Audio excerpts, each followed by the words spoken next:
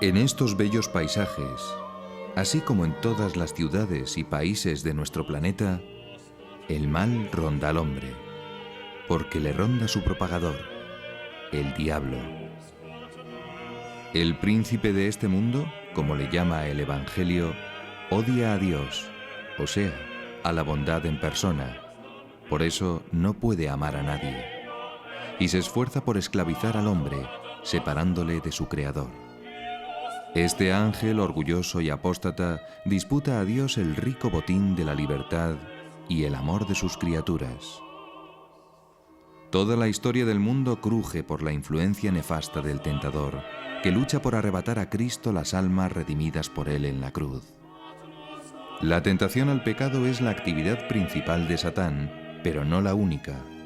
La más extrema es la posesión. De ella nos va a hablar el exorcista oficial de la diócesis de Roma, don Gabriel Amort.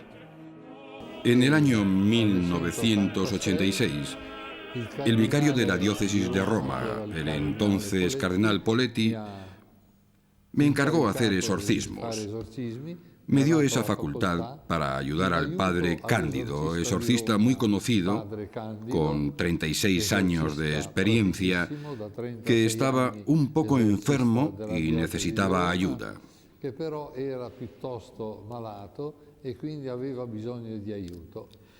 Entré así en un mundo nuevo, en el mundo de los exorcismos, del cual nunca me había ocupado.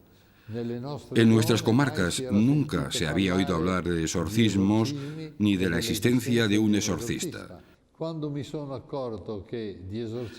me di cuenta de que había poquísimos exorcistas, pensé escribir un libro sobre los exorcismos.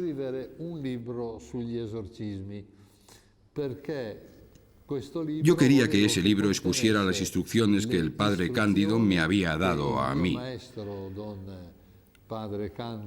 El padre Cándido, un pasionista muerto en 1992, fue mi maestro durante 6 años. El libro ha sido leído con interés también en otras naciones. ¿Por qué? Porque efectivamente en toda la Iglesia latina se había abandonado por 3 siglos el ritual de los exorcismos, y de ahí que se haya hecho interesante hablar de ellos.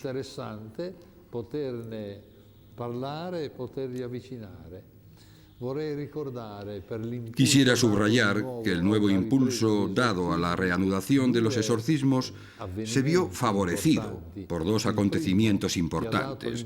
El primero fue el discurso que pronunció el Papa Pablo VI el 15 de noviembre de 1972, en el que calificó al demonio de peligro número 1 para la salvación de las almas. Fue un discurso que tuvo un gran eco y hasta provocó escándalo en aquellos para quienes el diablo es una figura mítica y no un ser real. Debo también admitir que a los exorcistas nos prestó un buen servicio la película El Exorcista, un film que tuvo gran resonancia en todo el mundo, a pesar de tener escenas irreales con efectos espectaculares. Pero logró difundir de nuevo la palabra exorcista y la figura de ese sacerdote que tiene el poder de expulsar al demonio. Mientras que ahora entre nosotros, en toda la Iglesia Católica Latina, encontrar un exorcista se ha convertido en una tragedia. Es dificilísimo.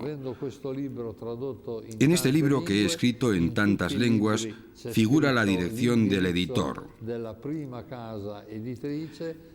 Este recibe continuamente cartas de todo el mundo, también de España, de gente que querría venir a Roma para ser exorcizados por mí. Y yo trato de disuadirlos, Porque para exorcizar a una persona no basta un exorcismo. Algunos creen que pueden venir a Roma, recibir un exorcismo y volverse a casa curados. Se necesitan muchos exorcismos. Yo he escrito que puedo estar contento, sí. En un caso de mediana gravedad, la persona se libera en 4 o 5 años de exorcismos al ritmo de un exorcismo por semana.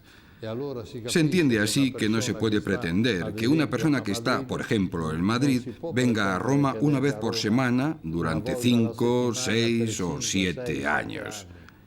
A veces incluso se necesitan más. El exorcismo es una oración de impetración. Para que tenga éxito, es necesario que en un momento dado intervenga el Señor de manera verdaderamente milagrosa.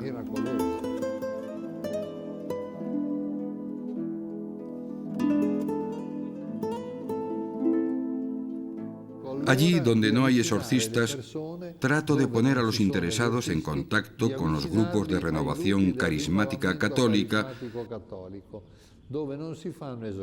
que no hacen exorcismos, sino oraciones de curación y liberación.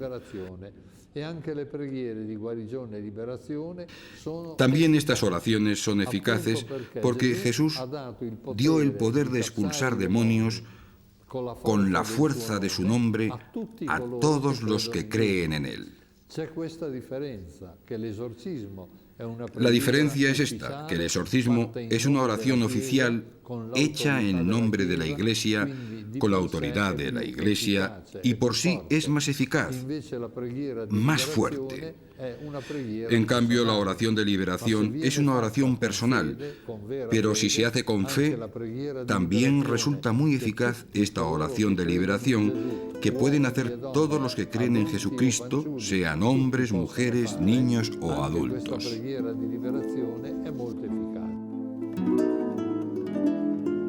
El exorcismo es una plegaria. No es, por tanto, algo espantoso, algo que hace temblar a la gente. No. Es una simple oración en la que se pide a Dios liberar a la persona de la presencia o de la influencia del diablo. Y se manda al diablo, en nombre de Cristo, que se vaya. Vean, yo antes de empezar me pongo la estola, que es el típico indumento sacerdotal, estola violeta. Me pongo la estola larga porque me es más cómodo para poder ponérsela sobre la espalda a la persona que debe ser exorcizada. Luego empiezo con el agua bendita. Esto es un frasco con agujeros y bendigo a la persona con el agua bendita. Luego le hago besar el crucifijo. Yo uso un crucifijo en el que está inserta la medalla de San Benito, que contiene varias frases contra el demonio. San Benito no era exorcista, pero era un santo y sabemos que los santos liberan del demonio aún sin ser exorcistas. Es interesantísimo ver cuántos santos, sean hombres o mujeres, han liberado a personas del diablo. Por ejemplo, en tiempos de Santa Catalina de Siena, cuando un exorcista no lograba liberar a una persona, la enviaba a Santa Catalina de Siena, que no era sacerdote, que no era exorcista, pero era santa, y lo liberaba. Para ser exorcista es necesario ser sacerdote nombrado por el obispo. Un obispo no puede nombrar exorcista a un laico, solo puede designar a un sacerdote. Hago besar el crucifijo y luego empiezo a decir mis oraciones con la mano sobre la cabeza. En general, los exorcistas tienen en la otra mano el libro con el ritual de los exorcismos, pero yo no lo necesito porque me lo sé de memoria después de haber hecho tantos, y pongo la otra mano sobre la espalda. Y así rezo. En un determinado momento utilizo el óleo de los catecúmenos, que es el óleo que usan en el bautismo.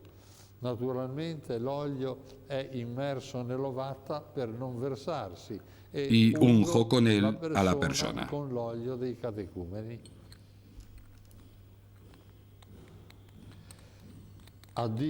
Recuerdo que para liberar a una persona se necesitan tantos y tantos exorcismos.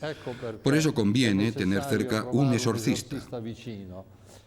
Yo acostumbro a decir a los que me vienen, diríjase a su obispo y pida el exorcismo con la esperanza de que los obispos, a fuerza de oír tantas y tantas demandas, se decidan a nombrar exorcistas, aunque solo sea para verse libres de la insistencia de tantas personas.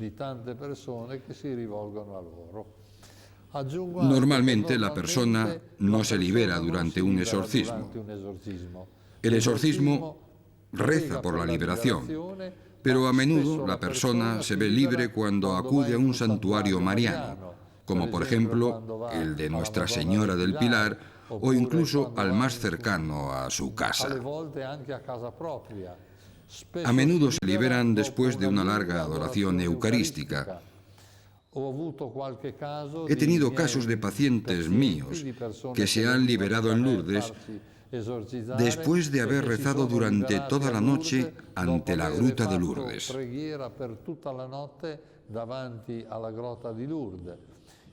Es importantísima la oración. El Evangelio nos dice que algunos diablos no se echan sino con la oración y el ayuno. Naturalmente, es importante que rece la persona interesada, que recen sus familiares y que se haga rezar a comunidades religiosas o grupos de oración. Porque la liberación del demonio es fruto de una intervención extraordinaria de Dios que se obtiene mediante la oración. En sustancia, la oración del exorcismo se resume en una frase: en nombre de Jesús, Satanás, vete. Porque se basa en este poder que Jesucristo dio a los apóstoles, después a los 72 discípulos y finalmente a todos los que creen en Él. En mi nombre expulsarán a los demonios. Por eso lo esencial es la imposición a Satanás. En nombre de Jesús, Satanás, sal. Durante los exorcismos pueden suceder tantos hechos insólitos. Tengo en la mano una serie de objetos que han sido vomitados durante los exorcismos. Pues sucede que muchas veces las personas reciben un mal maléfico a través de la invocación hecha al demonio por un sacerdote de Satanás o por personas ligadas a Satán que hacen maleficios. La causa más frecuente por la cual una persona se ve atacada por el demonio es porque ha sido víctima de un maleficio. Se trata de una persona que, por odio, por interés, por venganza o por otro motivo, ha encargado a un satanista, a un sacerdote de Satanás, a un mago o a una bruja que haga un maleficio a alguien. ¿Qué es un maleficio? Es hacer mal a una persona por medio del diablo. Maleficio es una palabra genérica. El mal infligido a la persona por medio del diablo puede hacerse de muchos modos diversos. La forma más común del maleficio es el hechizo. El maleficio puede hacerse con un hechizo, con el mal de ojo, con una maldición, con un rito vudú, con una macumba, con un rito satánico. Puede hacerse de muchos modos diversos. A veces, las personas que lanzan maleficios usan objetos que por vía maléfica introducen dentro de la persona o dentro de la casa. Por ejemplo, sucede que una persona no logre dormir y crea haber recibido algo malo. Mira dentro de la almohada y descubre objetos extraños que han sido colocados dentro. Mechones de pelo, cuerdas atadas. El caso más grave que yo he conocido es el de uno que dentro de su almohada encontró un sapo vivo. ¿Cómo consiguió entrar dentro? Por vía maléfica, por vía mágica, mediante un maleficio, o sea, a través de la acción del diablo. Las víctimas, para liberarse, necesitan deshacerse de los objetos que les han metido en el estómago de modo invisible. Y sucede entonces que cuando vomitan estos objetos salen cosas verdaderamente extrañas.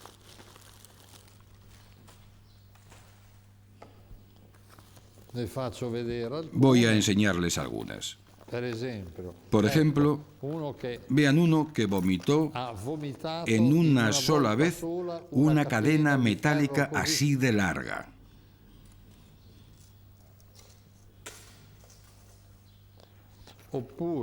Esto es un abrelatas. Muchas pilas. Incluso viví el caso de una persona a quien el demonio le dijo que le haría vomitar una radiotransmisora completa.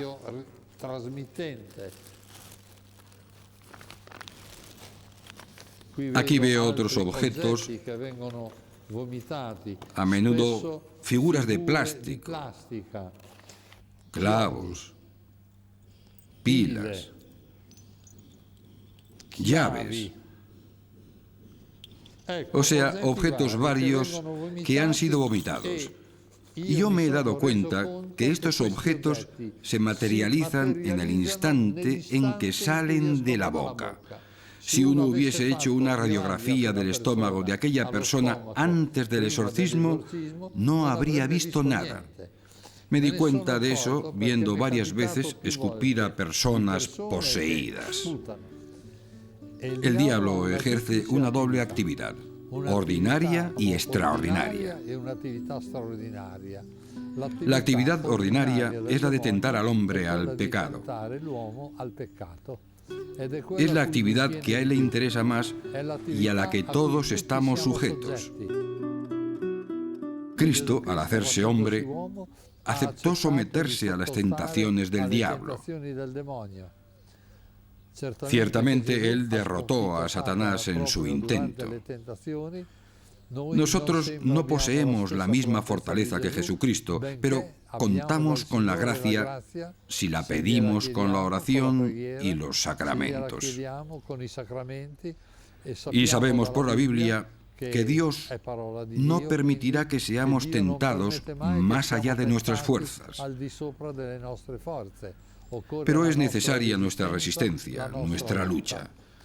Esta es la actividad ordinaria del demonio. Su actividad extraordinaria es la de producir trastornos maléficos e incluso la posesión diabólica. Cuando decae la fe, aumenta la superstición. Nosotros vivimos en un periodo en el que de fe hay poquísima, y entonces, he aquí que va ocupando un gran espacio la superstición. Hoy la superstición puede practicarse de varios modos diversos, como el de quienes se dejan esclavizar por magos. No son solo personas ignorantes, también caen en esos hombres políticos, empresarios, personalidades del deporte, que no toman sus decisiones sin antes consultar a su mago de confianza. Son pues lacras muy difundidas que abren la puerta a la posesión diabólica. El demonio puede atacar no solo a personas individuales, sino a comunidades enteras. No hay duda que el demonio, entre todas las personas, busca preferentemente a las que ejercen más influencia sobre los otros. No me cabe ninguna duda de que Stalin fuese satanista. Se vendió a Satán para tener éxito. No tengo ninguna duda de que un personaje como Hitler estuviese completamente invadido por Satanás. Hay que notar que Satán puede influir en grupos enteros. Y yo creo que todo cuanto el nazismo ha hecho ha estado enteramente inspirado por Satán. Porque los nazis cometieron atrocidades que racionalmente no se pueden explicar.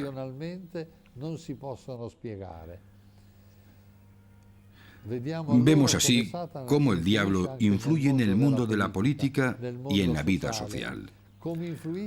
Trata de apoderarse de los medios de comunicación de masas. En la televisión, por ejemplo, en los programas de la tarde, predominan las películas de sexo, horror y violencia. Sexo, horror y violencia. Y tanta juventud y tantas personas mayores y de todas las edades embotan su mente y se alejan enteramente de Dios a través de la continua visión de sexo, horror y violencia. Es importante tener en cuenta que el diablo puede atacar no solo a personas individuales, sino a un grupo entero que puede ser de poca monta o de gran importancia.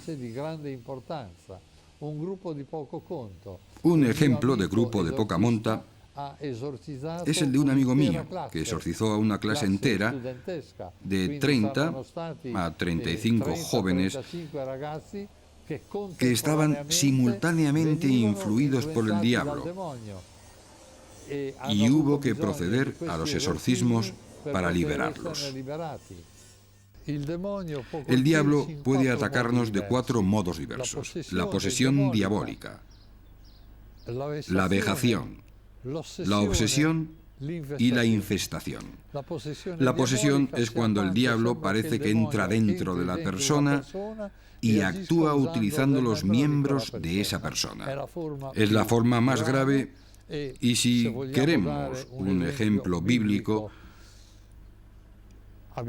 tenemos el caso del endemoniado de Gerasa, que tenía una fuerza hercúlea y asaltaba a quienes pasaban por aquel camino.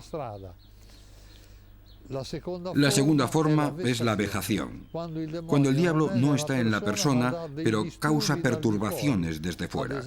Por ejemplo, muchos santos han sido atacados por el diablo, como el cura de Ars, que era echado de la cama, o el padre Pío, que era fustigado continuamente. Creo que casi todos los santos han sufrido vejaciones fuertes por parte del diablo. La tercera forma es la obsesión. Esta se produce cuando a uno le vienen pensamientos obsesivos, invencibles, que le martillean la cabeza y le incitan a la desesperación y al suicidio. También me he tenido que ocupar de varios casos de estos. La cuarta forma es la infestación, que está reservada no a las personas, sino a las casas, los objetos e incluso a los animales. El caso más común es el de la infestación de casas por el diablo. También puede actuar sobre objetos y alguna vez en animales. En estos casos también se pueden practicar exorcismos. El hombre, ¿cómo puede defenderse? Digamos que la defensa principal es vivir en gracia de Dios. Cuando uno se acerca con frecuencia a los sacramentos, aunque le hayan lanzado un maleficio, puede que rebote como el boomerang. O sea, que el maleficio recaiga sobre la persona que lo lanza y no sobre la persona contra quien se dirige, que está acorazada por la gracia de Dios, acorazada por la posesión de la Virgen, de los ángeles y por tanto puede estar segura. Sería un error gravísimo tener miedo al demonio. La Biblia nunca nos ha dicho que le tengamos miedo. Nos dice que le resistamos con fuerte fe. La fe vence al diablo. Esta es la victoria que vence al mundo, vuestra fe. Con la fe se vence al demonio. El príncipe de la mentira, de las tinieblas y de la muerte, ha sido vencido por Cristo. Con su ayuda, la de su Madre Santísima y de sus santos ángeles, a nada ni nadie hemos de temer.